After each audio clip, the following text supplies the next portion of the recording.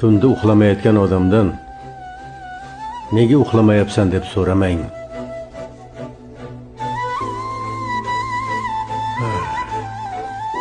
Agar hammasi yaxshi bo'lganda, u allaqachon uxlagan bo'lardi. Seni qulashingni kutayotganlar aynan yoningdagilar. Alloh aytarkan, men senga ularning kimligini ko'rsatdim. Davom ettirish esa o'zingga bog'liq.